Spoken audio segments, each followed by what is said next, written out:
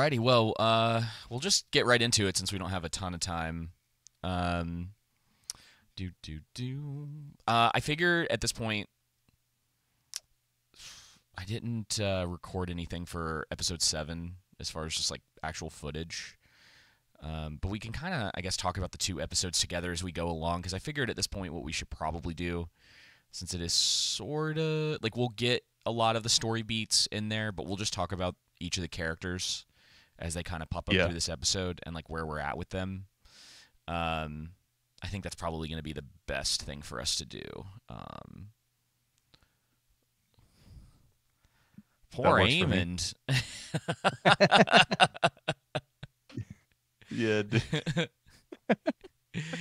Oh, poor Raven. That's too funny. Oh, bro. Um, He intriguing character this year. yeah. Desperately trying to win. Yep. I'm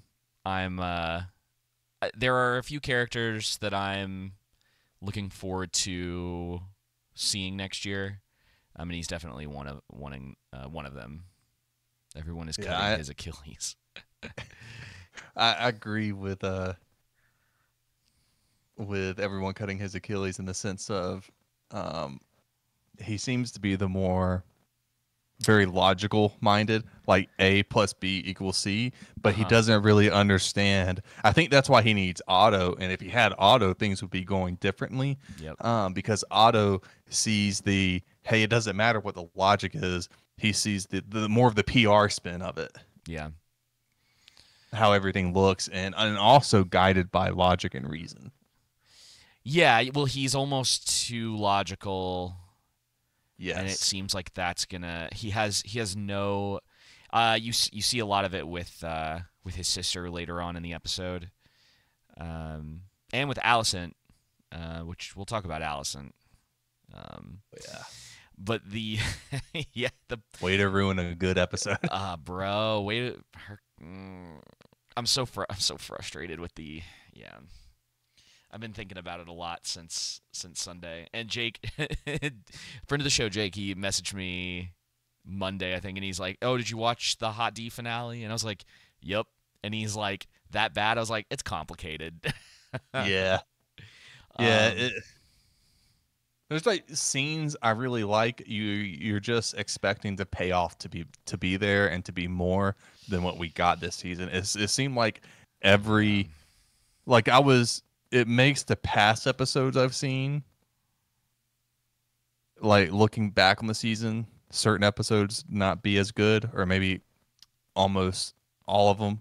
I, Like it taints them in the sense that I felt like okay, I was more forgiving on some of the past episodes because sure. I was expecting that payoff again. Not necessarily like this huge battle to where it lasts an entire episode, but at least a skirmish or at least the start of a big battle. Just like it's not just building to something epic for next season, but it's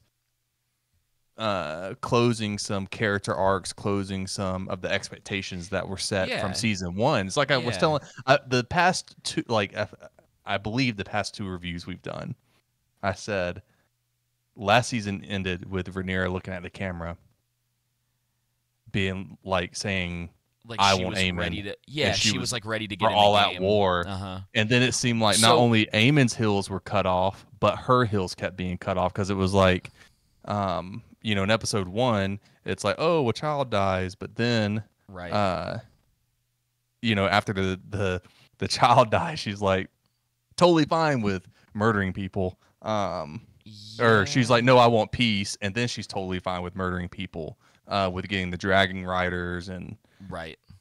I know it's a bit more complicated than So that, but just we can get into Rhaenyra in a minute, but yeah, like I do think that certain it's a really interesting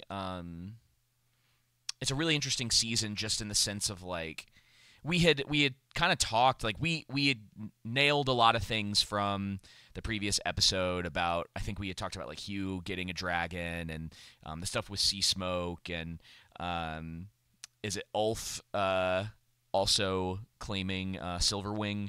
I don't know if we talked about yes, him quite as much, but I mean we had pretty much had this idea of like where that episode was going to go and that the season was basically set up for its pacing to be build, build, build, fourth episode crashes, build, eighth episode crashes. You know what I mean? And we just didn't get that. Like Right. it completely like knocked the feed out from underneath the audience, and I think that people are upset about like a bunch of like random different stuff, and I think some of it is more they're I would say just better criticisms than others. Yeah. And one of the biggest ones being that the last episode really did feel just like a big build up for what's happening in 2 weeks, or excuse me, 2 years. Yeah. Oh, Again, that's a long time to wait. I mean, I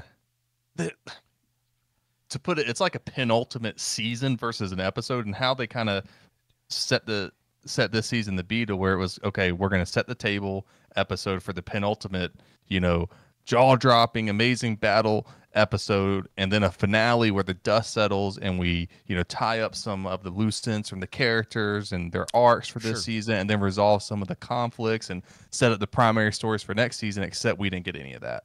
Yeah, well, I would say Damon is. Yeah. Now I know exception.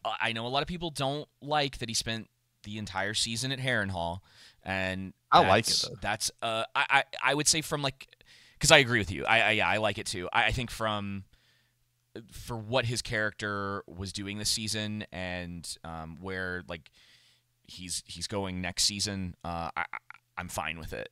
I think what that would be less of a problem for some people if the last episode had actually delivered in some way. And I don't think we got what I would call enough events for this season. Like we had talked about it in past episodes, about how in season 1 there's quite a few more. You could call them just like big events. So Yeah. You had the stuff with Rhaenyra's wedding. Like almost every episode was sort of like an event, like it had some sort of like big thing going on, right? Like whether and no matter what you think of episode 9, we've talked about that plenty, but if there was a big event that happened each episode, there was some sort of Daemon like, going to the stepstones, right? And so this season has been, I think, for most people, probably a little too much of people talking in rooms together. And they needed. I don't know if it's so much of that as, like, I see what you're saying. I'm not necessarily 100% disagreeing with you. I don't know if it's so much of that as if it's less intriguing dialogue for the characters. Some of it for sure. Yeah, I think that's completely true.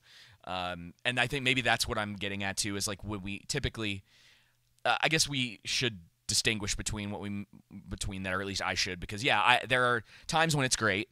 I would say probably most of the small council stuff this year was really good. What it really comes down to is it Massaria and Rhaenyra, and like I have like normal people that I've talked to about this show, and everyone's been like, "What the heck was that kiss, man? Where did that come from?" Yes. Like nobody was convinced by that. Look, I want to stop real quick and read this, because we did get a $10 donation from Brian Holiday. He said, "As goofy as it was, I think it made sense for Alicent to make peace with Rhaenyra. She always seems like a person that wants to feel like she's doing the right thing," which I agree with. I just think the dialogue in that last scene was pretty weak, and we will get into that. Yes, we will. It's less of like Alicent. I almost want to say it's not where she ends up. It's some of the conclusion of that conversation with Rhaenyra that is frustrating. Yeah. I think like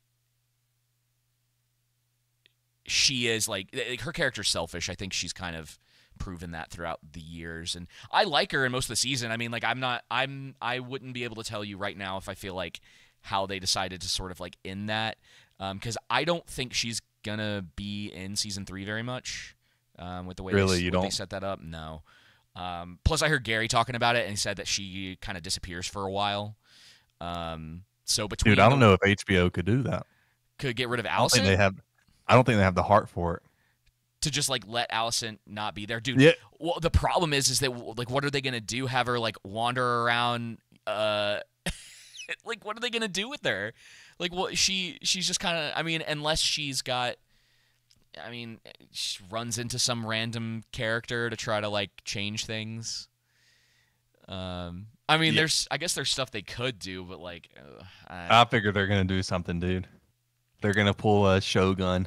You know what I mean? yeah, maybe she needs to. I think she needs to disappear for a little while. I don't know how much her character is going to really be important for what they've been talking about for next season, especially if they're right about it being all out war. I would rather her not be there as much than kind of what they've been doing with Rhaenyra this season, where she's kind of been standing around and really didn't take much action until like the last 2 episodes. And then it still sometimes it still feels like underwhelming. Like she definitely and I'd be curious to have like some conversations if there's people who kind of feel differently. But they really tried hard not to make her look bad at all this season. About Rhaenyra? Yeah. Yeah. It's like Alicent. You see her shortcomings. Oh, although yeah, it's very clear. Sometimes I don't know if they were necessarily meaning to make Alicent look like a bad mother. Yeah. Like I don't know if the writers necessarily realize it from what we're shown on screen, though. But maybe they do. Right. Some of it is so weird too, because I still get the feeling that the people involved with, and maybe I'm jumping, because this does have to do with Rhaenyra, and it is, a little bit about Daemon too. But the whole like, there's like a piece of Daemon's vision where he sees Daenerys. Yep. And I'm just like, I still get this feeling that the show like doesn't think Daenerys was that bad. Yeah. I wouldn't be able to know except actually having a talk with the showrunners, right? Because I want to read into it as, okay, all of these characters have a destiny to play that leads up to Daenerys and them fighting the White Walkers and that whole deal. And it is a little weird because it's like, guys, people didn't like season 8, and so it's still, I don't know, maybe it's just me being like hopeful that it's like, well, maybe at some point, because so I am excited about, because they announced that Night of the Seven Kingdoms is coming out next year. Yes, which is really interesting because I'm excited, but also it's kind of those things. It's like, okay, like let's see where this goes, right? I wish, like, along with that, I've heard that it's supposed to be a traditional like hero story, cool. Which will be I think he's subversive for Game of Thrones. At this point, it will be 100%. Which would be really cool. Where like the good guy actually ends up winning out. Yeah, I like the idea of it be like this very dark like fantasy world, and then like there actually being like a heroic character in it. So you can still get a lot of the crazy stuff that goes on, but then like he's basically trying to fight back against it. I think that's really cool. Well, I hope it's. I'm not. Man, I've been trying to stay away from a lot of the like books and stuff because even though I told you I got something that I'm pretty sure is going to happen next season, spoiled. Yeah. It was an accident. I was watching a lore video and they mentioned something and I was like, dang it. Well, I do want to. So getting back to House of Dragon, though. Yeah, of course. I think it's a mistake in Daemon's vision, even though I thought it was cool. Again, I think it was a mistake to tie it back to Game of Thrones because of how Game of Thrones ended, that finale. And I really think they did a good job last year distancing themselves away from Game of Thrones and just including what Viserys told Rhaenyra about, the Song of Ice and Fire and everything. I'm like, okay, good, right. Leave it at that. But drawing back to Game of Thrones, man, I just really don't, because of how it ended. It's still such a sour taste in my mouth. Like I'm like, I hope that the plan ultimately is like finish House of the Dragon, Knights or Knight of the Seven Kingdoms, and then there's a couple other things that they could probably do, and then maybe down the line they're just like, we're just gonna do it again, and I hope so. like we're gonna take I our doubt it time happens, with it. but I know, but the thing is like, and I don't want to get too deep into this because we got to keep talking about the show, but there's so much that they missed in the original show that they could redo it and make it a lot better.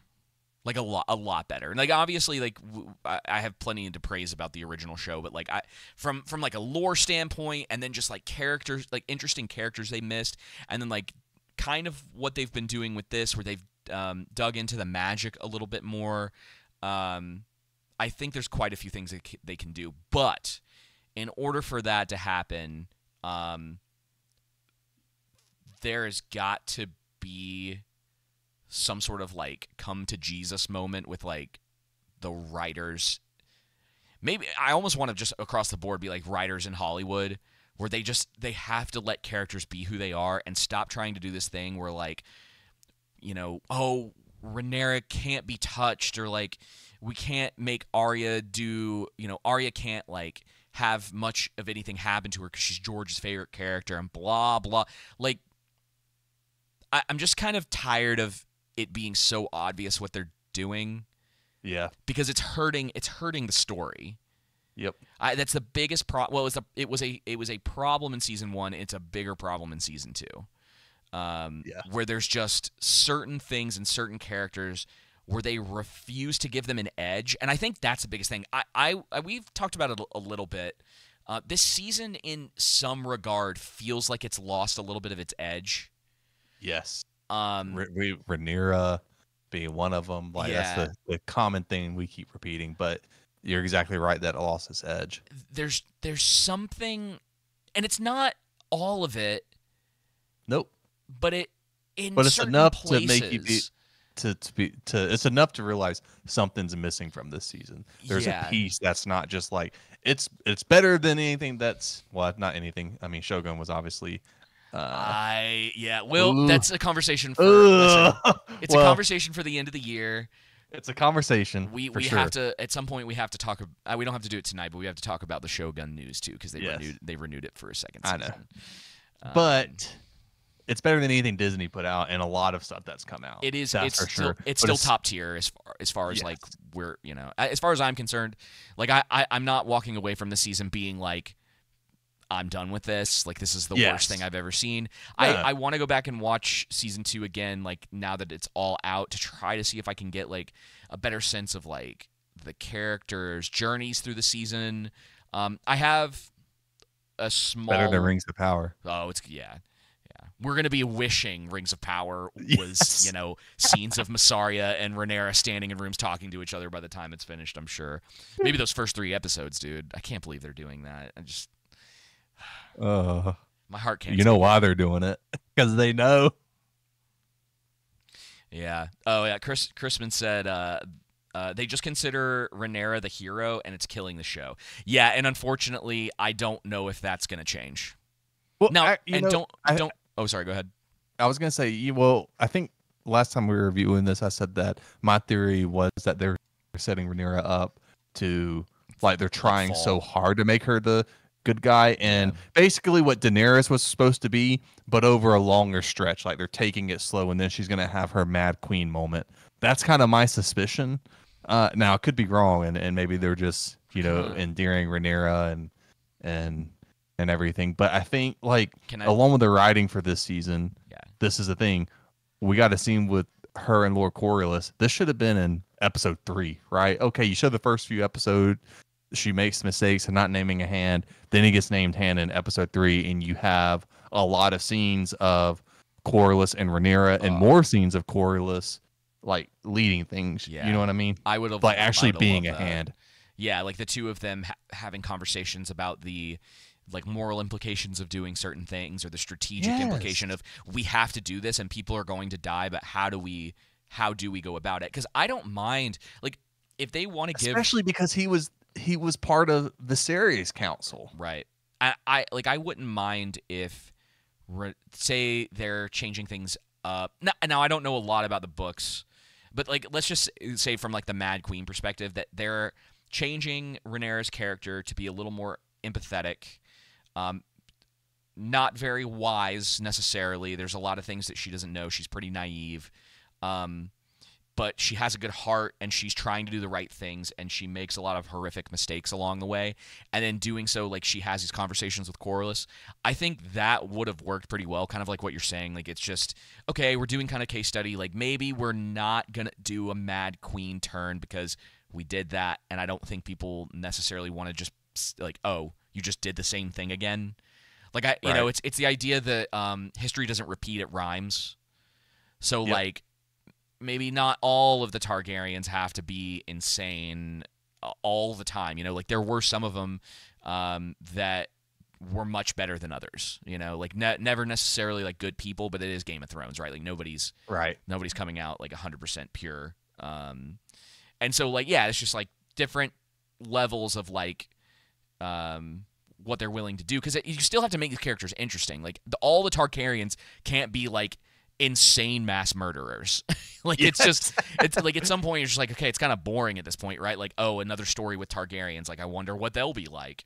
There has to be like some differences in them and that some of them aren't quote unquote like cursed or whatever. But yeah, I think of all of the characters this season, probably the most disappointed in her. Yeah. Oh gosh, and Mysterio just constantly being a cheerleader for her. Like, bro, it's so annoying. Okay. And again, it's not like that couldn't have worked if it just built up more slowly over time, as in you cut their scenes drastically and just replace Lord Corlys with them. Yeah. And maybe it was a factor too of them focusing on too many characters this season. Could have been. Yeah, things seemed a little more focused. They were willing to like leave characters out in the previous season. There's definitely her name's slipping my mind, and we don't really even need to go into it too much. But the daughter that's chasing the dragon, she's played such like a D tier role this season that I can't. Rhaena, is that her name? Rhaena? I think it's Rhaena. Yeah. Honestly, both of Daemon's daughters have sort of just been background, like very far back background characters. One of them's there to just continue to like cheer Jace up, and the other one's been like babysitting and chasing a dragon. It hasn't been that interesting. I think you could have borderline like really at the very least cut down a lot of that because it just. I know they're trying to set stuff up for the next season, but man, I guess what it is like maybe the pacing's been weird this season. It's like we talked about with and obviously they those random scenes of the small folk early on in the season that we were like, this is weird. Like, why are these placed in these specific positions? They obviously had a big meaning later on. It's still weird where they got placed in the show. They're like, oh, we have to set this stuff up so that it pays off later. But let's just throw this one in here, and then we can just throw this one here. Like it didn't seem like from that editing side that they had a real plan of where these things made sense. And some other people have said, I think Mahler's mentioned it, and I think we've talked about it in the past too, that the past episodes this season, that it helps a lot that if you're going to introduce new characters, you do it through other established characters. Sort of the way that they did with Adam and his brother, whose name I'm forgetting. Sorry, there are a lot of characters this season. Alan, thank you. The two of them were basically introduced through Corlys. Like, I think I love all the stuff with Corlys this season. I think all of that was pretty solid. There's nothing from his role or any of the stuff that he did, or really anything with either of his sons that was really like a big like red flag or anything that was like, oh, that's kind of weird. Like they seem to have come out pretty much unscathed this season. But yeah, I don't know. Yeah. All right. So where are you at with Aegon and Larys? I'm enjoying it. I You enjoy like where their that's scenes together. yeah. It's dynamic, intriguing. I think Larry is a logical and rational and reasonable schemer. You Mm. know, And I think it's interesting that he may not be as smart as we thought. Like he considers himself to be quite clever, but they've shown like a little bit more of a dimension to him that like he wasn't ever getting through to Aemon, you know? yeah. Like that dynamic clearly wasn't there, and so he's No, going. no, he didn't. Eamon freaking Yeah, he snuff him out. yep, yep. What do you call him? A toad? Yes, And so I like Eamon. yeah, I do too. I I like know Aemon a lot he's a too. bit, he would be a terrible king, but Yeah, he's a terrible leader. Clearly, like he's not charismatic at all. He thinks he he's can. like, why are they mad at us? Rhaenyra is the one doing it. He's like, and it's like, you have the crown, bro. Yep. Like, So I like so this is another one of the and this is what I'm saying. I think this season, like if we were to really like sit down and talk about everyone's paths through the season, I think we would come away at the end with more characters than not coming out unscathed. As far as like character yeah, development's concerned, about where they headed, what I think that just off the top of my head, thinking about it, that's probably where I would stand right now. Is that I think like it's not as strong as the first season, but I think a lot of the character writing still is. It's just that certain characters, and obviously we're sort of just guessing, theorizing about why certain characters got treated the way they did. Rhaenyra, of course. But in doing so, they have hurt those characters where the ones that they're writing in a way that's like, yeah, they're just either terrible people or these things are happening and we have a goal in mind for where they're going. They're just a lot stronger and they're a lot more yeah, interesting. And it's always been the best stuff in Game of Thrones is when you have multiple dimensions to characters and they're not just one note. And that was what was so interesting about Rhaenyra in season 1, and now she's just boring. yep. But yeah, I agree. I like where the two of them are headed. He's pretty predictable, and not in an Yeah. intriguing way. I don't No. think predictable is necessarily a bad thing, as long as it's set up well. Sure, and you could have a character that is naive and predictable and does things a specific way because it makes sense for their character. She has just taken on this like. I just don't really understand what they're doing with her, based on the way that she was and the growth that she had in the previous season, and then losing a son, and then kind of not wanting my son was literally murdered, and now I'm not even she was so against what Damon did, and there wasn't even like a piece of her that was like slightly satisfied that there was a little bit of a hit against the Greens because of that. You know what I mean? Like just something there that shows that like, oh, she still got some edge because she's she's boring. Yeah, well, it's like season 1 ends and she's ready for, ready to go to war, and then a kid dies in season 2, and she can't do war now because of one kid, and then in episode 4 she can do war again and is ready to go for it. And then never mind, that's scary. We got to make peace. We can't do. Oh wait, never mind. We have more dragons, so let's kill thousands of innocent people. Who cares about collateral damage? Right. And then she gets a convenient offer for peace from Alicent. Right. So to me, that's not character development. That's flip flopping. And I get they're trying to hone in. Oh, okay. Let me not be that harsh. It is a bit flip floppy, but I understand they're trying to line up Rhaenyra's and Viserys' connection of peace. She's trying to, follow her father's rule. But I would think that that's where, you get that interaction with Daemon or Lord Corlys being like, hey, your father did this. He was weak in this area. You need to be strong. What happened with Jaehaerys in episode 1, that's bad that a kid got killed. But they're coming to kill you and the rest of your family and those who support you. I agree, and I think that the biggest problem is that she in her like we just haven't even gotten any. There's no like down. I would say for her as a character and the way they've set her up, everything she's been doing, it doesn't feel like there's any in-story downside to what she's been up to. Yeah. You know what I mean? Whereas, like, Daemon makes choices. There are consequences to his actions.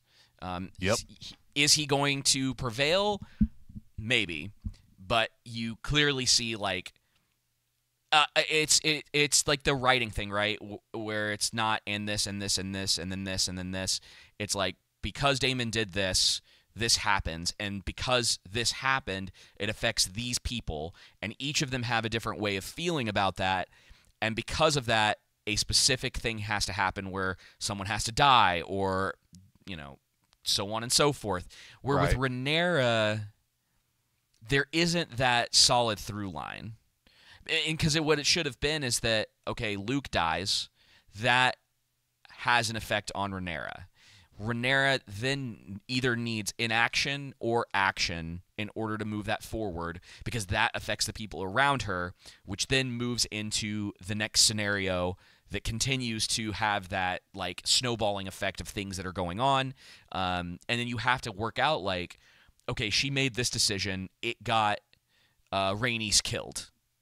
How does Corlys feel about that? What are is there going to be a conversation between the two of them about that, right? Which we don't really ever get. The closest we get is that he names the ship after her. Yeah, and so that's what I'm saying. He's doing all this for her. Right. So like Corlys does have like, we do see how it affects Corlys. Like that his entire arc this season is like, he's literally lost everything, and what's left for a man who literally, it's kind of an interesting thing, Joseph, because it's like he literally gained everything, but at what cost? And like, and he now has no family left. He has no legacy left. The thing that he chased after most, right? So you can see the connections through season 1. It makes sense for his character. Rhaenyra isn't getting any of that, not in the same way. Right, because Corlys has to answer a deep question, which is, was it worth it? Right.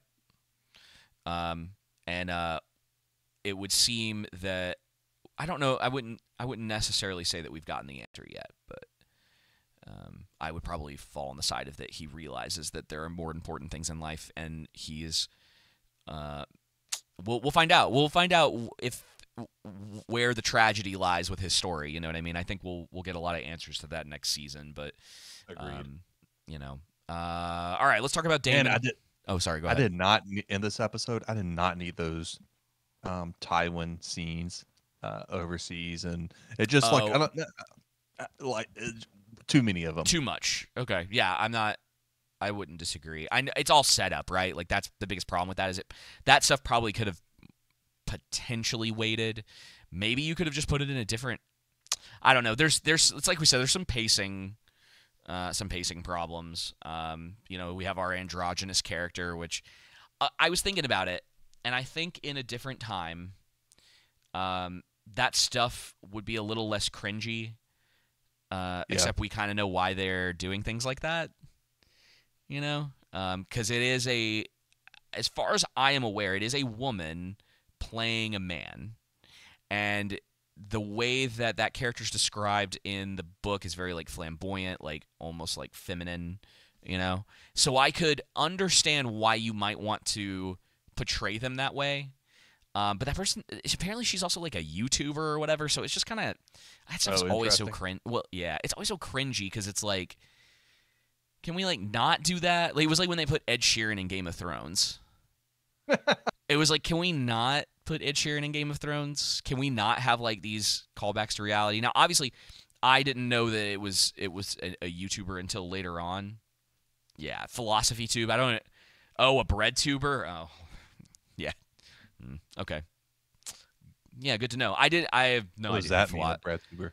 Bread tuber. They're commies, pretty much, or socialists.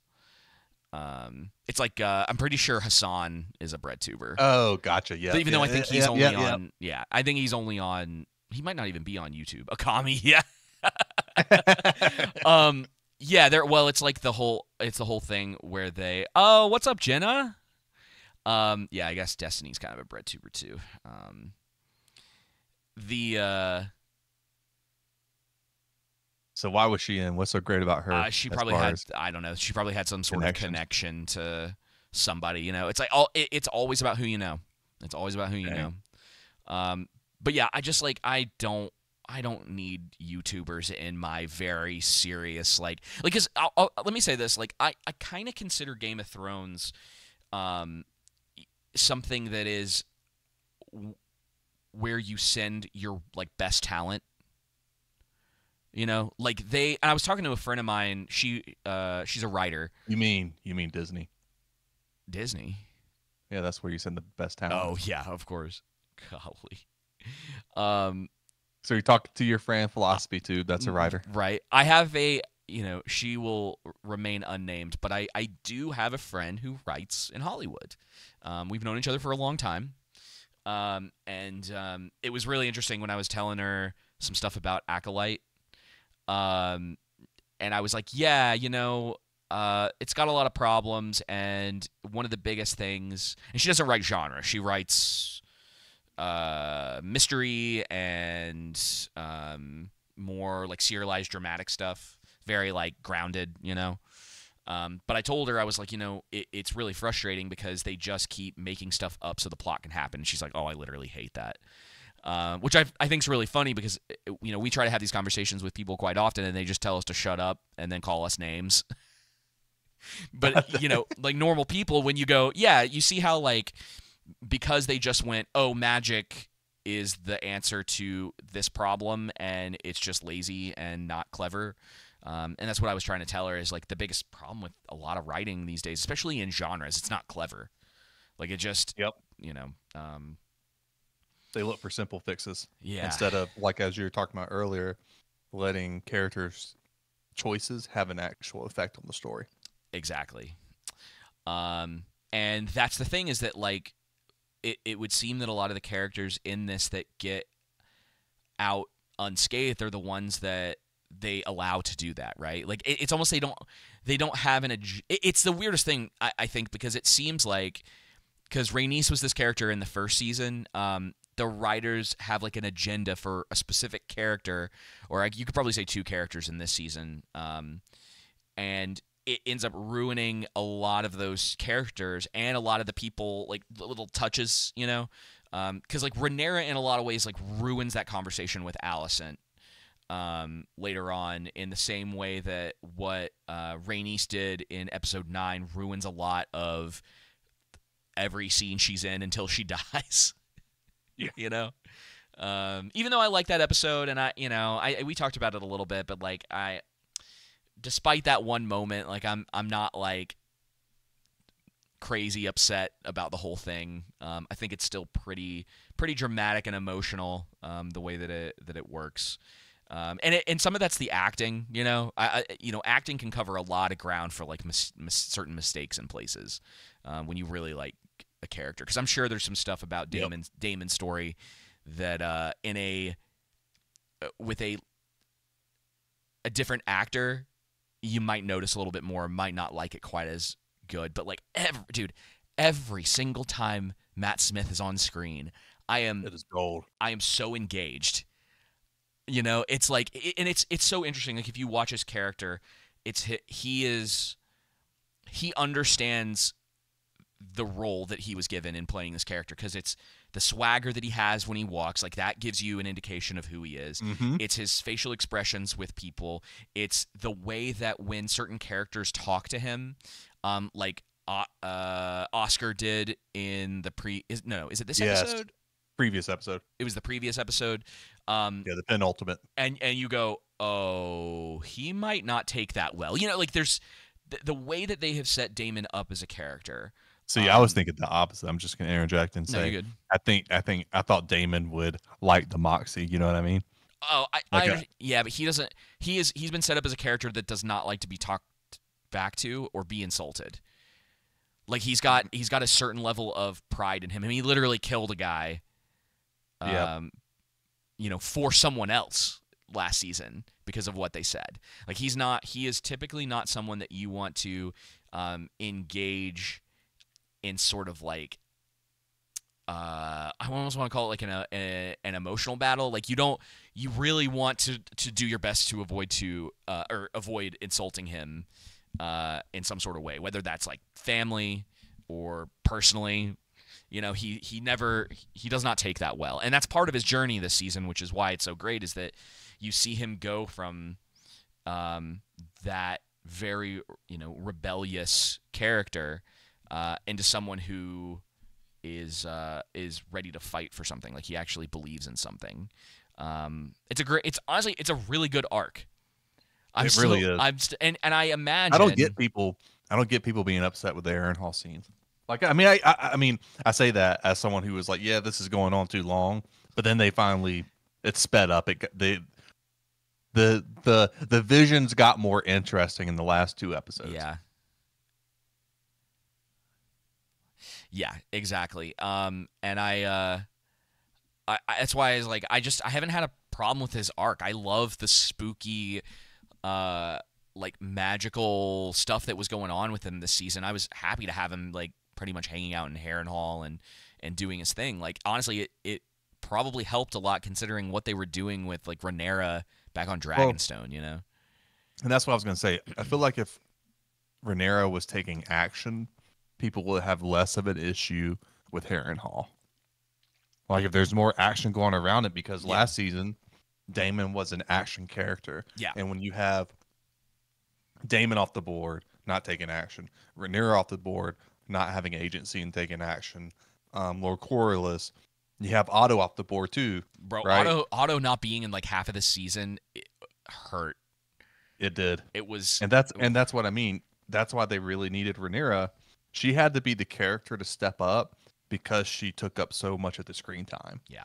If you were going to have Daemon go to Harrenhal and do all that, you know what I mean? Yeah, and they needed to figure something out because I guess like with Rhaenyra's character, there's the biggest problem I think they had to, or one of the bigger ones, is that I guess she doesn't do a whole lot at this point in the book, and it's odd because a lot of these people were involved with making Viserys the character that he was in season 1. Because they made most of that up. Like most of his character and his arc and everything they did, they made up. Because I think he's like a drunk in the book or something like that. Like there's just not a lot known about him. Right. I heard the same thing. They fleshed all of that out into something really incredible. It's like you could have done the same thing with Rhaenyra instead of just making her quote unquote heroic. I'm not even sure if I buy that. Like because I think you're right. She mopes around. She stands around. She runs off to try to talk to Alicent, which I know you have some issue with it. I don't really have a problem with her trying to take one last. Now, I don't think she should have gone to King's Landing. I think they should have like figured out a way for them to meet somewhere like on neutral ground to have that conversation. And I would even have been okay with them if the writing was better. I would have been okay with them doing that twice like they did in the show, where it's like, okay, one of the things that happens more than once is that they realize that she wants to talk, there is still that connection and there's a little bit of that friendship. Like that's something that I find to be quite human. Like it's not outside the realm that Rhaenyra and Alicent would maybe try to see if there was that like final thing that they could do, like let's try our best to see if we can like come to some sort of resolution. They don't. And you think that's kind of the end of it, and then like Alicent, as she begins to see everything falling away for her and her not having any power, she goes back and is like, "Listen, I'm getting out," And then I don't know. Yeah. There's a lot. I think there's a lot they could have done. I appreciated the one thing I did appreciate from that scene that they had at the end is that there's a call back to one of the first episodes of the season where Rhaenyra says that she just wants to like sail the world and like be free from all of this or whatever, and Alicent basically does a callback to that, and I was like, okay, I like that. I see what you guys are doing. Is like, but there's still a lot of problems with this. Yeah, I would have preferred that if she went to Dragonstone. Like it's the setup, right? I don't necessarily even. I mean, this last conversation could have been more intriguing and interesting for sure. But it's also the setup, which is when it happened in whatever episode it was, 3 or 4 earlier this season. Excuse me. You're good. The setup was wonky, but the dialogue was so interesting. It's like, okay, makes up for it. In this, it would have been made more sense if she was like, I'm going to go to Dragonstone, and then the Kingsguard bring her into Rhaenyra, to where it's like less of somehow she got in with her maester. You know what I mean? It's like, well, I guess anybody could just come in there and assassinate Rhaenyra at this point. You could just walk right in. Yeah. Unless there's something I missed. I'm not sure, but no, I think that they've there's been some definite like logic missteps where they're, you know, like, I understand that they're in the middle of like the Civil War and they're trying to do all this like build up, but it is weird that like some of the security issues between both of these groups. Like, come on, like, seems like you would have tightened things down. Like, certain parts of Dragonstone would have been like basically sealed off from, you know, normal people, and only your like trusted people were close by. Yeah, some of that's a little weird. Okay, I want to talk about Kristen Cole. Oh yes, they saved his character this year. They did. Redeemed it, I should say. Redeemed it. Yes, I completely agree. I think that not only Joseph, I don't know if you caught it. It was only like a little thing that he says, because I think this is the only time we see him in the episode. Yes. Something's changed in him, but he's resigned himself, right? Like, I don't think that we're going to see him make some sort of dramatic like turn next season. As far as I can tell, it seems that he's resigned himself to like his fate, his post. We'll see. But he mentions that Alicent saved his life. Yes. Which, whether you like it or not, I don't know how you feel about it. I'm glad that they put it in just as a little like, hey, he probably was going to be executed for what he did at the wedding. Because he said that she saved him from, I think, like, basically from execution and then from himself or something along those lines. Forgive me for not remembering it exactly, but I believe they're hinting at the fact that we never got any sort of like indication of how on earth he got out of that situation. Like, we have no clue. And my theory had always been that Alicent had done something for him. That she had enough sway that was like, hey, like, you know, let's not, and I would have liked more. I think ultimately it would, there needed to be some, and then like because it was a knight, I guess, in Corlys's command to some degree. But regardless of all of that, I guess I can slightly appreciate that they were like, yeah, she did something for me. Like, there's a reason that he's so loyal to her. So, and maybe what it was, oh yeah, Laenor's lover. That's but maybe what it was is because he was going to kill himself in that episode. He was going to take his own life, and she stopped him. So I wonder if that's what it is when he means that she saved his life twice. It was like she stopped him from doing that, and then basically got him out of any sort of major repercussions for what he did. I guess that makes the most sense. But yeah, kind of interesting. And they haven't had to do much with him this season to get him to where he is now. You know what I mean? It's literally everything that he did was basically taking specific actions and being in certain places, but it's made him one of the most interesting characters this season. He doesn't even really have, I mean, he has agency, but in a different way than what you mean by with Rhaenyra, where Cole's agency and not having certain agency is based on his position, not on the way he's written necessarily. It's just who he is as a character. So you're like, well, he's required to do certain things in that role, so we have to have him go down that path. Like, he doesn't have necessarily the kind of agency to like walk away from everything, and he's got too much pride and still holds on to some sort of like noble idea of like what being a knight is. So he kind of just like refuses to do it regardless. Plus his commitment to Alicent and whatever kind of twisted thing that he's got going on with that. But yeah, man, I'm really happy with what they did with him. I think I don't know where you stand as far as favorite episodes this season, but I guess episode 4 probably does it for me. Yeah, that was the battle one with Rook's Rest. Yeah. And it's there's so much interesting stuff going on in that episode besides the battle, and like a lot of what you get and a lot of the character development you get for Kristen is in that episode. It's all kind of around it too, but that's sort of the strongest moments for him, I think, in the season. You get a lot of strong moments for different characters in that. Plus, it helps because it is kind of the big fight for the season.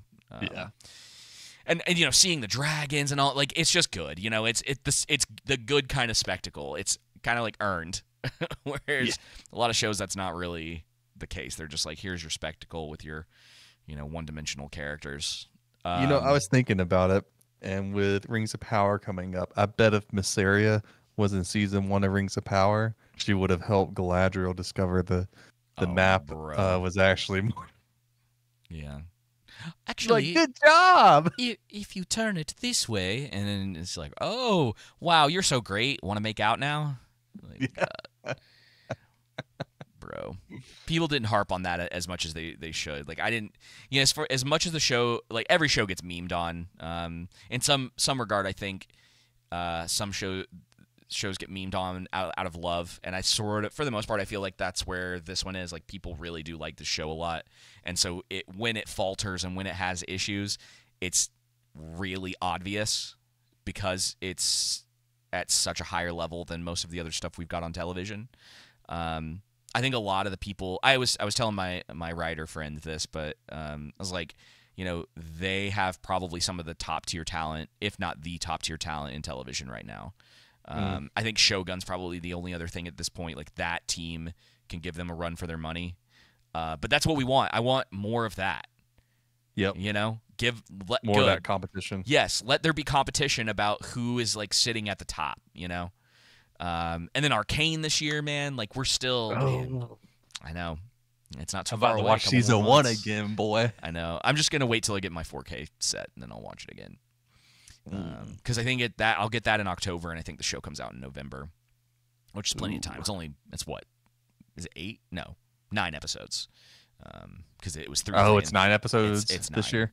No, it was 9 last year. Or the first season was 9 episodes because it was. It was in like sets. They released it in sets of 3. Because it's like, I guess it's technically 3 different little like. Anyway, yeah. So I don't know if you got anything else you want to mention about Kristen, but I. Just really happy with what they did with him, and his act. The guy who plays him has always been really good. It's not his fault that some of how they wrote him last season isn't his fault, but he was still acted really well last season and this season, and he's grown on me as the episodes have gone on. Yeah, and just sort of this whole scene with him, and they've been really good with each other this season. The two of them, kind of just. Coming from different perspectives, I am really curious where. Oh man, I can't believe we have to wait 2 years for this. I know. I can't wait to kind of see where all that goes. No. Yeah, big mistake, man. I really. Christian said, "I just wish that Gwaine had confronted him in private and instead of in front of everybody." Yeah, I don't know if it works for me. I guess either way. Gwaine's probably really fed up, and it very much could be coming from a place of like, not futility. That's not the word I'm looking for, but just that kind of fear of like everything that's coming because neither of them really have a choice in anything that's happening at this point. It's kind of like what he was saying. He's like they're marching towards their doom, their annihilation. Yeah. And he's just accepted it. Yeah. And you kind of see... We're dying. Screw it. You kind of see Gwaine really thinking about it. So I hope, no matter what ends up happening with the two of them, I hope there's a little bit more of this that goes on before the end. Yes. I need some more of that. I love how Gwen just sits right there by him like, yep, you're right. Where did you fall with Jace this season? He had quite A bit too much pouting going moping. on. Yeah. He does like, mope a lot this season, doesn't he? I get him being like, he's the one that suggested the idea, but obviously he was thinking of the noble houses, getting people who understand the proper order of things versus just, handing it out to anyone that we don't know and who isn't loyal to Rhaenyra, and to them. But I think it's probably, if I had to suspect and make a prediction, he wants to prove himself, and I think he is going to prove himself, but I bet him wanting to prove himself eventually leads to his downfall. Yeah, I agree. His dragon isn't very big, which they've, it's, Yep. we've seen plenty He of that. reminds me too much of Robert Stark. Like, Yeah. you got me in season 2. You ain't getting me in know. season 3 of House of Dragon. I think that's intentional. Like we were saying before, and it's something that I always like with big shows like this. It's not that history repeats; it's that it rhymes. And there's certain characteristics of the two of them. Not only do they kind of look similar, but they're in similar positions. And his hubris may eventually get the best of him. He did have a win this season with oh man, their house name is slipping my mind. The phrase. Oh, the phrase, yeah. The phrase. Yeah. Which was good, and I like the actor. I think he does a really, really good job. But yeah, I think there's moments where it's like, okay, and I kind of wanted this, maybe a little bit just, I don't know, maybe it's weird, but like instead of having them constantly like having these conversations about them pouting and like in rooms or whatever, like it would have been nice to see like Jace training, maybe doing some other stuff besides just hanging out at Dragonstone. Like there are people here who can keep him sharp with his skills, right? Which is kind of something you would expect from like the prince, especially because of the connection to Aemon, which is another character that I'm a little annoyed we've never really gotten to see him sword fight. Hopefully, right. I think it'll happen next season. It's a little weird that we've gone to. Well, it's not true that we haven't seen him sword fight. We haven't seen him sword fight in a a life or death situation, which I find odd. And I don't know if it's on purpose because of like Vhagar, and they're trying to show that like that's where his like real talent is and why he's so dangerous.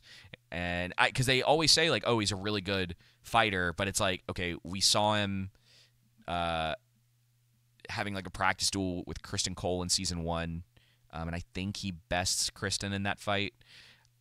But at the same time, I want like the real deal. You know what I mean? Like yeah. I want to see him like in action, and hopefully we get that next season. I still really like his character this season. It's some of that stuff that I just wish like, hey, if you're gonna have a lot of these conversations, have him like doing some other stuff. Like there's got to be things for them to do. It just seems like it's a lot of sitting at the council meetings or people reading or like Rhaenyra looking through documents. I don't know, just like again, Dragonstone's a pretty wrong big with it. Yeah. Just not interesting dialogue. Change it up a little bit more at the very least. Like even if the dialogue's not changing, give me a change of scenery on Dragonstone, because there's plenty of other places that you can get, convey these and do these scenes to change it up. That's a good point. But it feels a little petty, but like I just, all right, we're gonna skip through all the Lannister stuff because we've kind of talked about all that, and it's literally just set up for next season. I did think the line where that character's like, the pirate's like, I like you, I want to have like children through you or whatever, and you're like, huh? And he's like, I want you to like bed my wives, and he's like, how many wives do you have? Thought that was pretty funny. He's a funny character. I think you're right. I think we got a little too much of it. Yeah. All right. How are you feeling about our 3 dragon riders? We've talked a little bit about the last episode and the trial, which I thought was cool. What was it called? The red sewing or the sowing of the red seeds or something like that. Yep. I think in the last episode we got to see, in a sense, it does. Well, whether the writers are meaning to or not, portray Rhaenyra as, well, now I'm willing to sacrifice all these people to get what I want, and have the guards block the people from going out, and then also have her guards end up getting burned too, and no conversations about that. Yep, wherever no consequence. They have a tendency to see, that's what we were talking about. Yet, to be fair, but that was kind of a similar thing with Rhaenys. Like, don't get me wrong, I enjoyed the scene. I think you get the personalities of Hugh and Ulf come out in that, and like, all right, like, what's going on here? Like, is there a potential fallout? Like, are all of these dragon riders actually going to stay on Rhaenyra's side this entire time? Is, like, Ulf seems like the obvious choice. Like, if someone was gonna, switch sides, it would be him. But like, could it be Hugh, or Adam? Right? Adam's the Alan. Adam is the dragon rider. Alan is the shipwright, or the right. Yes. Okay. Yes. Correct.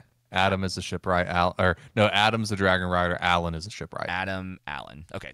Yep. And Adam seems very like, he's kind of the go-to guy right now, which unfortunately may not end up very good for him in the long term. We'll see, because Rhaenyra clearly trusts him, Yep. And I can see loyal. He's loyal, and I could see him not doing anything but it. Yeah. And then I think Hugh, I don't think is one way or the other necessarily, but he knows how to comport himself. And Ulf is just, we know where he's heading. Yeah, and Christian in the troll room made a good point that Hugh's daughter died because of the blockade. Yep. And I think that may end up playing a factor in what he tries to do, whether if he leaves and joins the Greens, or if he just decides to go out on his own. Yeah, there's a great opportunity to have a interesting conversation with Rhaenyra about a decision that she made. Yep. There's a little of that, like, and something they haven't pressed a lot in this season, which has been surprising. They did a little early on with the death of Jaehaerys, but the idea that, like, she may not have given the order, but she is the one in charge, so everyone's going to look at it as if it was her decision, regardless of who made the decision. That's interesting. You think that's a good point, because you think Hugh would bring that up to her. Mm-hmm. Maybe he will. Maybe we just haven't had time this season. They basically, I wouldn't say rushed, but like that whole thing with them becoming dragon riders and being like a part of her crew, really was like the last 2 episodes. So there's definitely room next season for there to be conversations about that kind of stuff, if the writers are willing to do them and not make Rhaenyra out to be like slightly flawed, but still our very good hero. You know what I mean? It's just there's gotta be conversations about like what leadership really is, and because it's something I was thinking about, because any kind of role you're in, if you've ever been in like any like leadership position in your life, you're everyone around you, and especially the people who are either like on the same level as you or above you, are all going to be like looking at you and being like, well, why did this happen? And they're not going to like the person who made the mistake necessarily. You know what I mean? Yeah. Like it's on you regardless of that. So it's something that I think the show could definitely dive into if it can remember that Rhaenyra's like actually needs to have like a dynamic relationship with these characters, and she's not just one note. So. But yeah, I'm enjoying like the Dragon Rider stuff. I like the potential for where that could go for like good or bad in the show. It's a nice new dimension to all of that. Agreed. Don't really think we need to talk about Alice. Is there anything else with Daemon's vision that you want to talk about? Because we're almost done.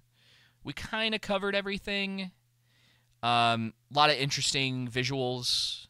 Some of this is more just like callbacks to, well, really a lot of it is callbacks to Game of Thrones, because you have the three-eyed raven.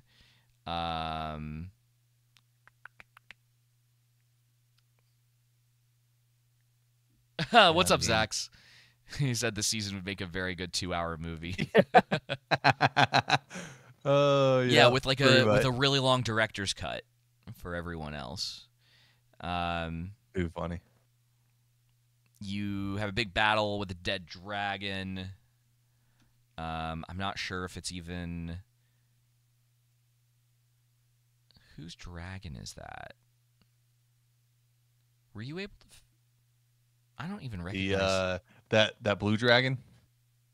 No, you talking about the one that's dead here? this I one. don't think Yeah, it's a specific dragon.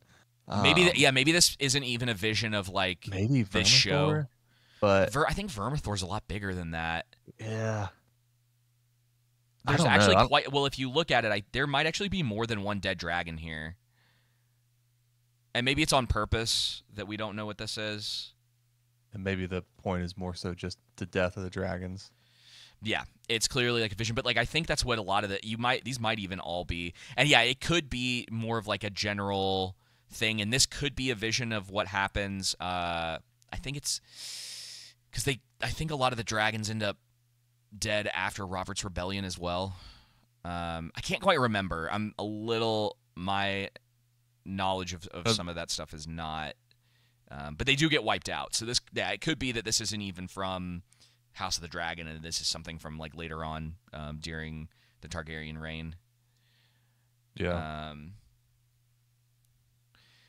And then he obviously sees Daenerys, and then sees Rhaenyra on the throne, and then has this conversation. Which is, I like this this part with Helena. She basically is like, That was a you're good just part. you're just a piece in all of this, and his like kind of realization of that. It's so interesting, man. It's like he's just had this like existential like awakening almost of like who he is and his purpose, and I don't know. It's so weird. Like Daemon gets treated from like a traditional sense, like as a proper character from the writers. It's like, why aren't you able to do this with everyone? It's the It's the weirdest thing.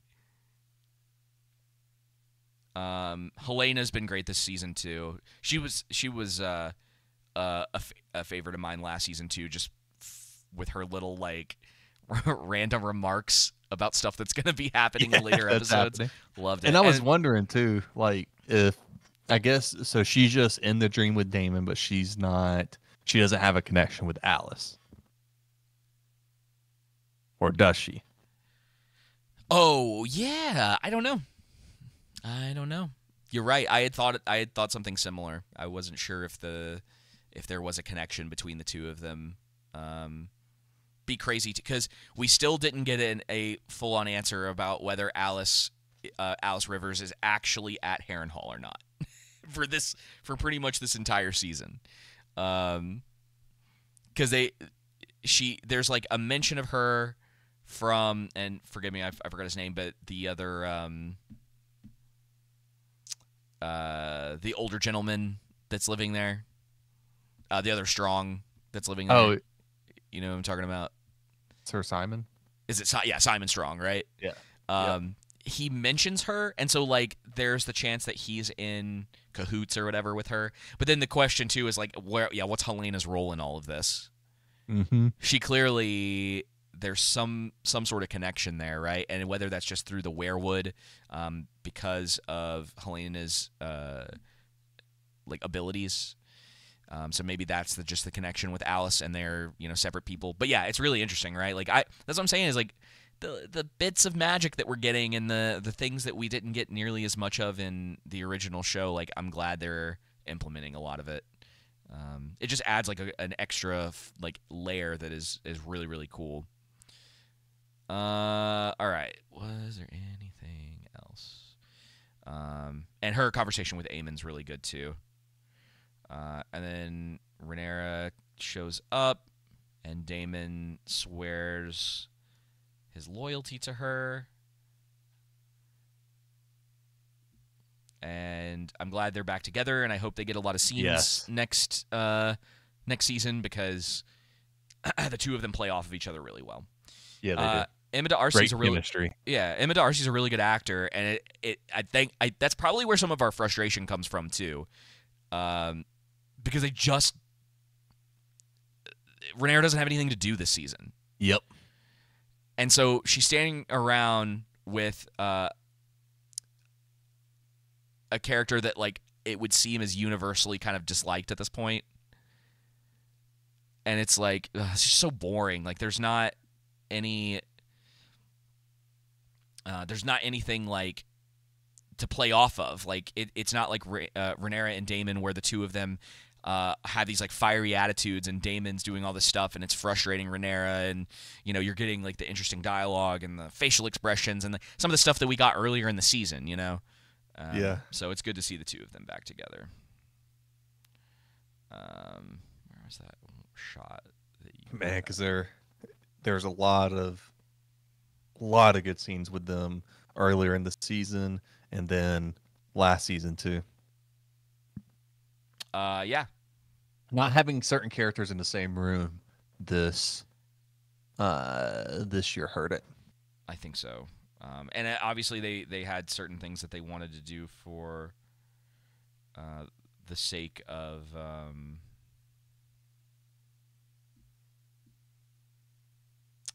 was looking for a screenshot, but actually I kind of like that. Might end up using that for the... Sorry, I'm over here just doing your thing. Yeah. Anyway, all right. Let's finish. Let's wrap this up because we're just about at the end. Oh,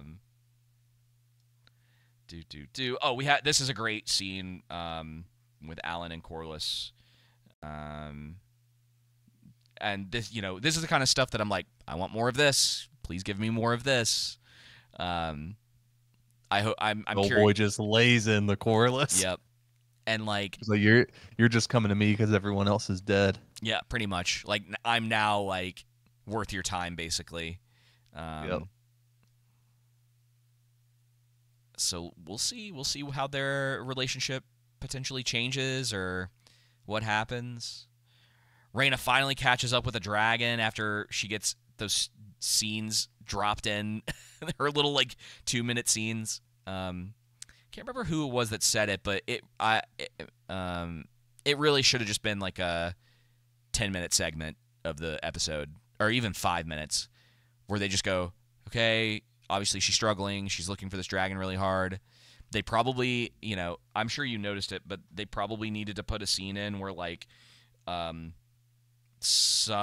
realize she's gone and they go looking for her. Yeah, because it's kind of like, no one did. No one was looking for her that whole time. They're not concerned, But she does finally find Sheep Stealer, I believe is the name of that dragon. Oh yeah. Yeah, that was dude, you spot on. Like Targaryen goes missing and no one from what are they called? From the Vale. Yeah. From the Vale goes looking after her, and it doesn't seem like she'd be super hard to find. Yeah. I mean, Just get somebody with a horse. She runs off immediately. The guards that are with her don't like turn around and go, she ran off. Can we like borrow a horse or some men or whatever to go find her? Yeah.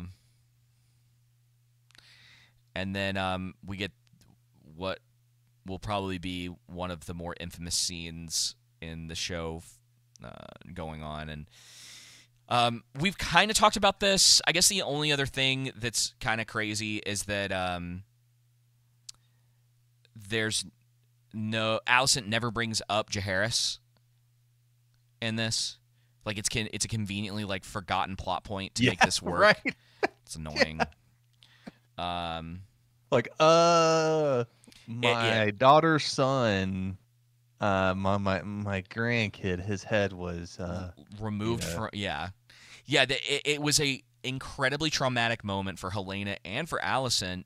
Something that she would not have forgotten in the because this season only, maybe takes place over a week. It's not a long time. So it's very fresh, and it's not as if like a traumatic moment like that is ever going to leave you. And Rhaenyra plays this like she has the major upper hand. Like, she has played her cards right through all of this and is basically the the morally superior person in that, which I know what they were trying to do, because they this whole time this season, and it's the stuff that I had praised about Alicent early on, is that they were removing a lot of that sort of idea that Alicent had about being morally superior to Rhaenyra. The problem is that like they didn't well, I don't want to say they didn't completely stick the landing with Alicent, but it does hurt quite a bit that it's like there was no pushback, you know? It's very weird. Not to mention, there's a lot of other stuff with this that doesn't make a lot of sense. I guess we kind of just have to go off the idea that Rhaenyra and Alicent still have some sort of friendship. That's why she let Alicent go and didn't like hold her prisoner or whatever. There's probably plenty of arguments to have about that, but tonight's probably not the time to do that. It's why I'm interested to go back and finish the or run back through the entire thing, start to finish. Yeah.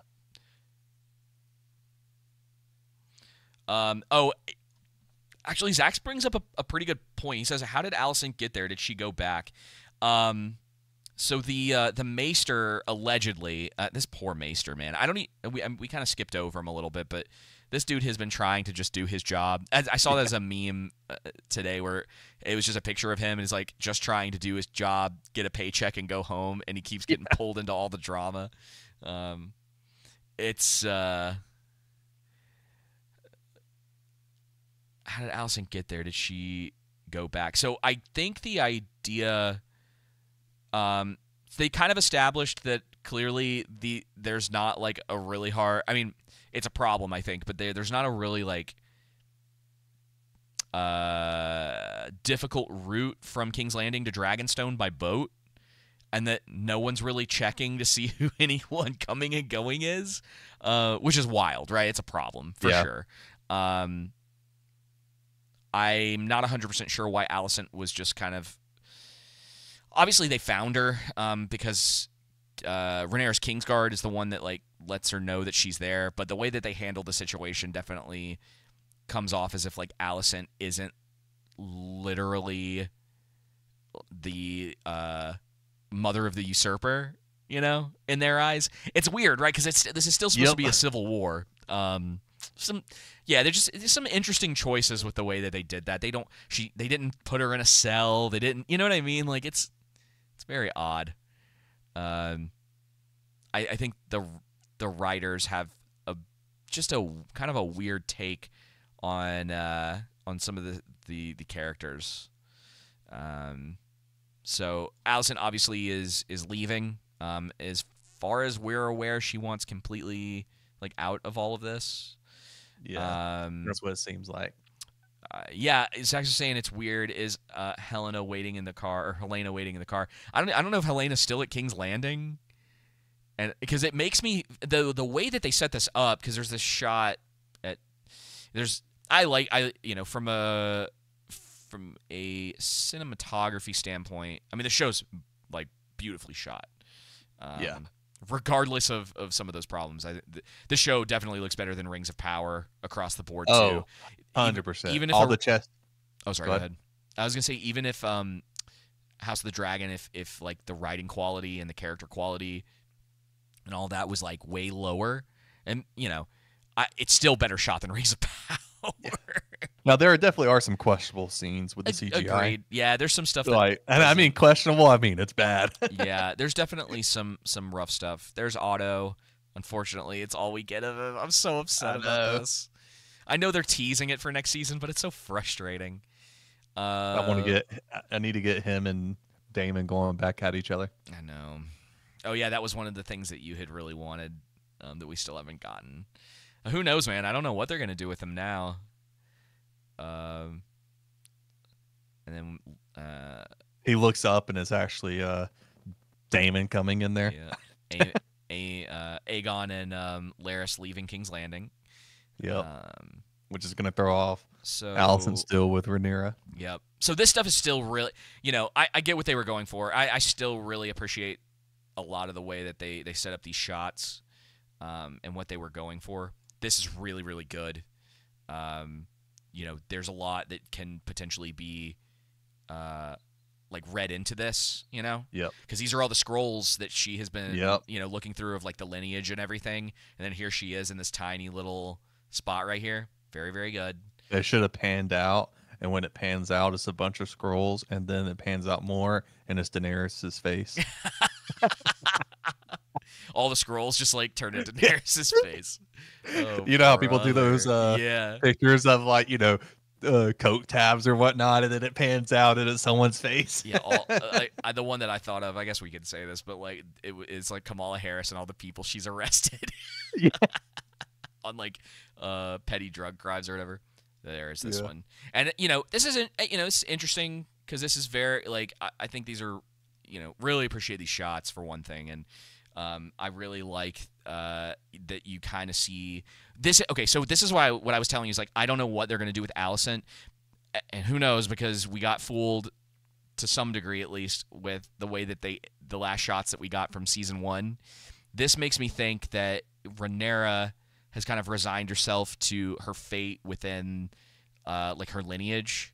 Yep. And this like drive to go after the throne, where Alicent has like now given all of this up. Now, of course, it doesn't hit quite as hard because of that last conversation that they had, but regardless, the idea being now that like Alicent's free. Yeah. Regardless of any of it, like the idea is that she has everything open to her, whereas like you look at the shot of Rhaenyra, and like they're in completely different places than they essentially were as like kids. Yep. So she's now kind of Rhaenyra's more imprisoned by her fate and her duty and her roles, whereas Alicent is free. Yeah, that's and I think that's kind of what they're getting at, and that's why I appreciate these shots, because regardless, the show has always done a really good job of just showing you things, and you being able to be like, I could sit here and just like look at this for a really long time and just consider what this means for these characters. Here's the thing, even with their mistakes, it's not like the writers and the directors and the cinematographer and so on and so forth. Everyone's really intentional with what they're doing, and sometimes it just doesn't make the cut. As far as it's good writing or anything like that, but at least they're being intentional with every aspect. That's why the production and the show as a whole is still good. Yep. Yeah, and I'm looking forward to the next season. I told you before, I think that this season will at least to some degree be looked at better if they nail the landing with the next 2 seasons. Yeah. I think a lot of people, I would not be surprised just based on kind of what they're doing, and next season's probably going to have a lot of spectacle in it. They're going to listen to fan feedback for sure, because I think they did at least to some degree with the first season. And Which honestly, respect. Yeah.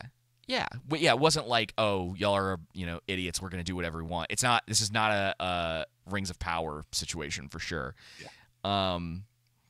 I think a lot of people are gonna like it though, because we're probably gonna get a lot of battles, a lot of people are gonna die, it's gonna be very dramatic, and I'm very much looking forward to all of that, but I really need the character writing to step it back up.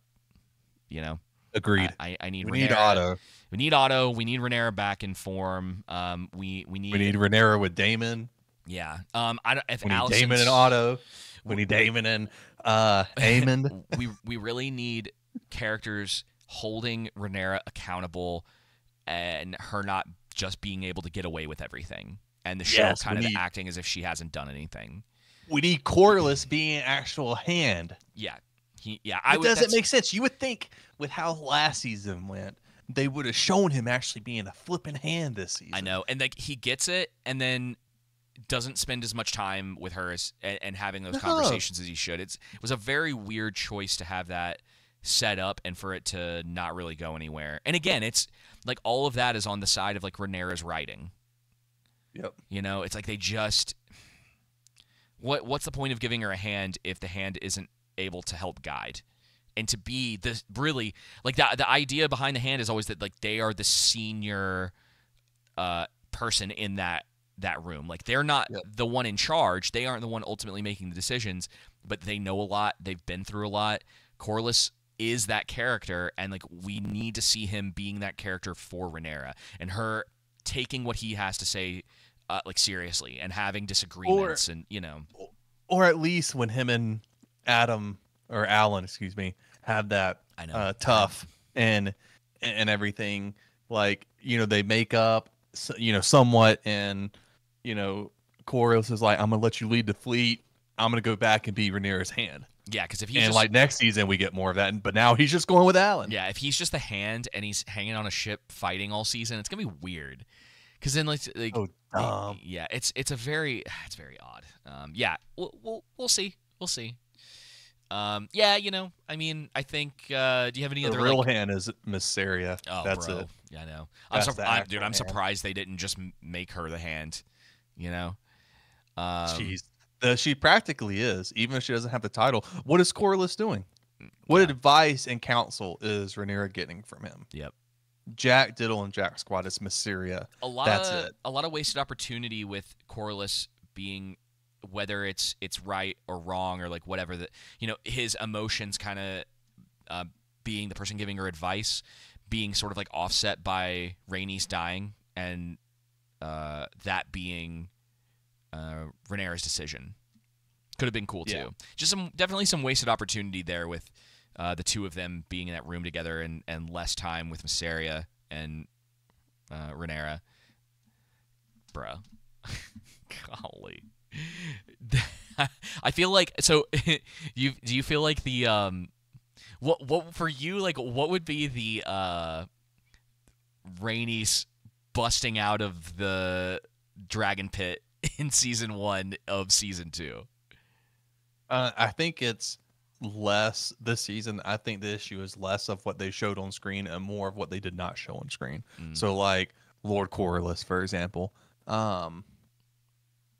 him not actually being able to function as the hand, give counsel, and again, not just with Rhaenyra, but with the whole, her whole cabinet there, so to say, being able to interact with them more and everything. Just too little.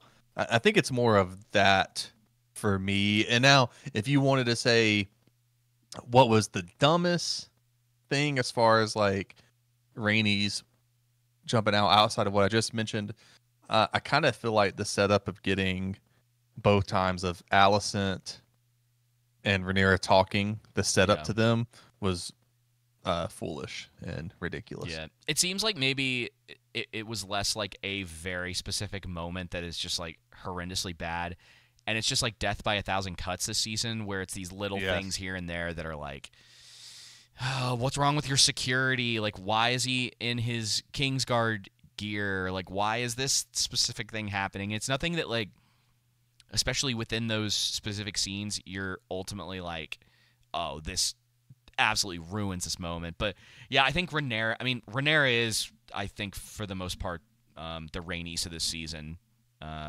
She's the character that kind of seems to know it all, seems to have everything together, and then like the decisions that she's making and the way that she's going about things and the way that people are reacting around her, it does not really make a lot of sense. Yeah, So. I feel like this episode, this will be the last thing I say, which is this episode was underwhelming in the sense of the finale for Shogun was underwhelming for me. Good episode, but just underwhelming. So, like, not what a finale should be. Then let's end it here just for a little bit of drama, because I don't know where I stand with this yet. House of the Dragon season 2 or Shogun? Ooh. Tune in next week. We'll Give talk. me a week to think about it. We'll talk about it. I think what would be fun next week, because I don't know if we have anything specific, because we still have 3 weeks till Lord of the Rings. Yeah, we could talk about Rings of Dookie, because we haven't been able to talk about it since they released the trailer. So what I kind of wanted to do is like a catch up on movies, because I've seen 3 new releases. That's fine. We can do it. So what might be fun is if you just pick a few movies and just try to watch them this week. We don't have to do like in-depth type stuff, but just like because we're about halfway through the year. But if you want to pick some stuff from the last couple of months, since we've been talking about is Game of Thrones pretty much, and then do that. as like a little fun thing. So I've got a couple. Obviously, one of them's going to be Deadpool because I saw Deadpool and we haven't had a chance to talk about it. And we got to talk we'll about let you that. talk about it. Yeah. And that's the thing is, I want you to pick. I don't really care. I want you to pick some stuff. I want you to pick some stuff that like I probably haven't seen. Like I don't want to know what you're picking. Okay. But it has to be from this year. Okay. So just find like we have our ways. I'm not saying you have to go to the movie theater necessarily, but find a couple things that you're like, ooh, I'm kind of interested in that. Give it a watch, and we'll talk about like 3 or 4 of them. Like you pick like 3 or 4, and I'll pick like 3 or 4, and we'll talk about them. We'll see how many I can do this week. Yeah. So let's do it. All right, dude. All right. Well. Krishman sent us a super chat, so we might as well read it real quick. It says, biggest problem is the writers don't think Rhaenyra is making bad or immoral decisions. What she does is treated as correct, and what others criticize her for are treated as bad. Agreed. It's been a problem, and no one's like standing up to her because Masari is just like, yes, queen, you're doing everything correctly. We love you, and like if that doesn't go somewhere where it's like she's been leading her down the wrong path because she really only cares about like, so-and-so, or like she's really just about the small folk and she's going to start like manipulating Hugh and Ulf and Alan or whatever the case may be. Or Adam, excuse me. I'm never going to get that fully right. I think I'm always going to switch their names up. All right, well, thank you all. Dude, it's kind of sad. It is. Another season. I'm a little sad that it's over again. Another season of House of the Dragon is done. And you all will have I was about to say House of the Lord of the Rings. I'll have Rings of Power to look forward to in a couple weeks. We're gonna have 3 episodes to talk about. Just so you can just have to like take a day off of work so that we can actually get through it. Yeah, well, I was gonna say, so that's comes out the 29th or something like that. We may be able to, I don't know if I have the 30th or the 31st off, but the following week, I won't be able to do the podcast. So it wouldn't be until September 9th. So we would have to do it the 30th or the 31st potentially. But if we can't do that, I can't guarantee I can do that now. But if you can't and I can't, then the next time would be September 9th. But oh Lord, yeah, we definitely need to do it then because that's like a long time. Yeah, that's like 4 episodes now. Yeah, for sure. Yeah, let's just plan to do it early, and we can like that'll work out because like what we could do is like live stream all 3, and then what I might do is cut them into 1, 2, and 3 when I put them out afterwards. Yep. So, all right, cool. Well, until next time, y'all, take it easy. See ya.